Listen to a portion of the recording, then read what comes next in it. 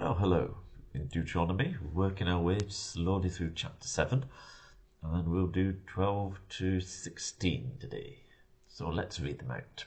If you pay attention to these laws and are careful to follow them, then the Lord your God will keep his covenant of love with you, as he swore to your ancestors.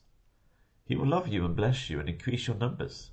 He will bless the fruit of your womb, the crops of your land, your grain, new wine, and olive oil, the calves of your herds and the lambs of your flocks, in the land he swore to your ancestors to give you. You will bless more than any other people. None of your men or women will be childless, nor will any of your livestock be without young. The Lord will keep you free from every disease. He will not inflict on you the horrible diseases you knew in Egypt, but he will inflict them on all who hate you.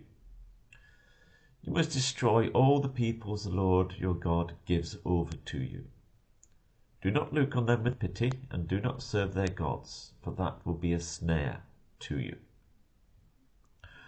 Right, so what are we to make of this? First of all, we get all these promises of great blessing, prefaced by an if. If you pay attention to these laws and are careful to follow them. Israel's blessing as the nation of Israel was dependent upon their behaviour. And as we know, they were not careful to follow God's laws.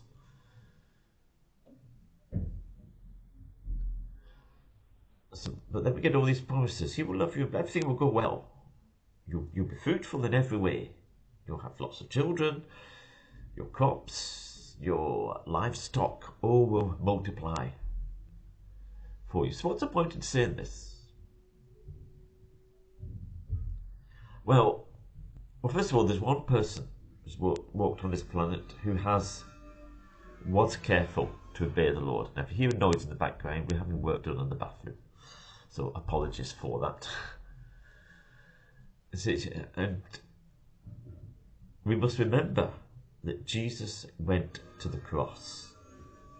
Not for his sake, certainly not for his sins, because he didn't have any, for our sake. And look, things will generally go better for society the closer to God, to God's ways that it follows. We see that in the West. Now that most nations have abandoned God's ways and positively hate them, things are just going from one degree of chaos to the next.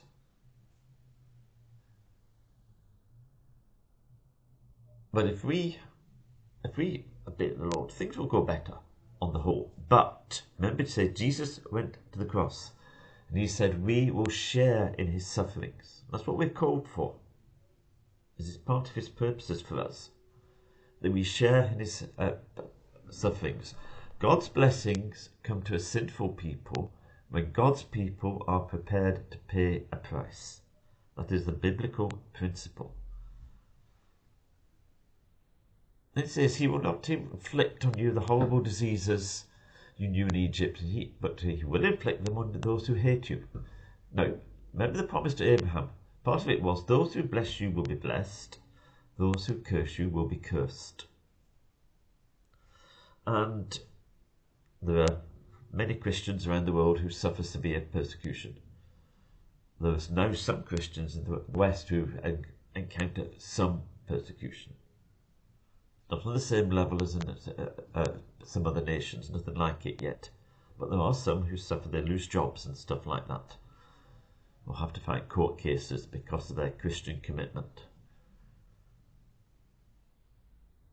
Those who hate us, who curse us, will be cursed.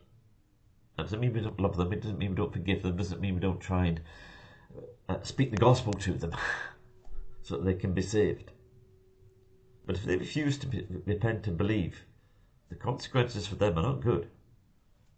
Not because of what we do, but because of God's judgment. And it says, you must destroy all the peoples the Lord gives over to you.